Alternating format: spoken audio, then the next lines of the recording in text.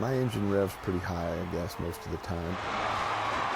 For Gregg Marshall, it's pedal to the metal early in the morning. Get up between 6 and 7:30. And he arrives at Koch Arena around 10 o'clock. It's a lot of talking to my coaches about recruiting. It's a lot of dealing with players. They just come in here randomly to talk. And I really like that. You know, we have an open door policy. These kids can always come in here if they have anything they want to talk about. 11:15 rolls around. I've got to call in to talk to his coach. We got tape coming. Then it's time for the coaches to talk recruiting. They never once tried to score against our press. And study game film from the night before. I agree with you. I listened to you last night. By far, AJ's best game in a long time. Some of the things he does just with his athleticism, energy, defense, and the three he hit, we're down 1 with under 2 minutes. And he looked great. At noon, it's lunch with the women's basketball coach Jody Adams and the WSU students, but the coaches aren't here to eat.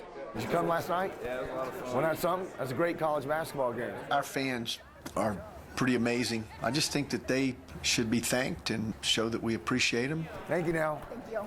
Without eating, it's back to the office to prepare the practice schedule, then go over the film at 3 with the team. People generally do the best when they're dealing with criticism, when it's a sandwich theory. There's a positive. Oh man, this is my favorite play of the game right here. Look at it. Then a negative, and it was you, specifically you. The other team stole it, missed a shot, and did what? Got the rebound, and you were watching. Then another positive. Now you're doing it. It's a beautiful thing to see. Watch this. Steal, save. Now watch. He's like the 6th man. Goes right to the rim. Boom.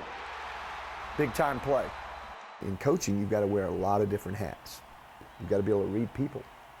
What presses this guy's buttons may not work at all on this person. Look at Durley.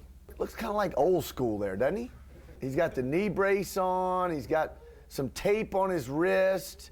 I love that look. Walk around like that more often. You scare people. And after an hour of film, it's time for practice. 3-man weave. Let's go. Get in a line. It's not that hard. I try not to be overzealous in negative criticism towards a player unless I feel it's warranted. And these kids, these players, these young men know that we care about them in their whole life. And if they know you care, you can coach them a little differently. It's now 5:30. The seats and floor are empty in Koch Arena, and Coach Marshall is ready for his favorite meal.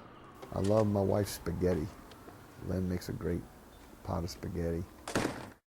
And Casey Walkup joins us now. I was so amazed at the Evansville game. It was a breathtaker, but watching the coach from the sideline, he's, over with the crowd. Is that what he's like in real life? Well, Coach Marshall is into the game. He's very animated. He lives on every shot. I mean, nobody in that arena wants to win more than he does.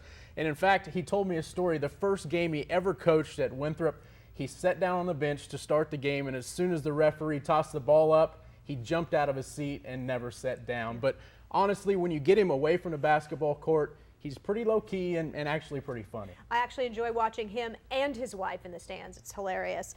So what does he do when he's not playing basketball? Obviously, he's a family man. Well, for sure. And he says that he just likes to sit back in his recliner and relax. I mean, he doesn't do anything to help him relax.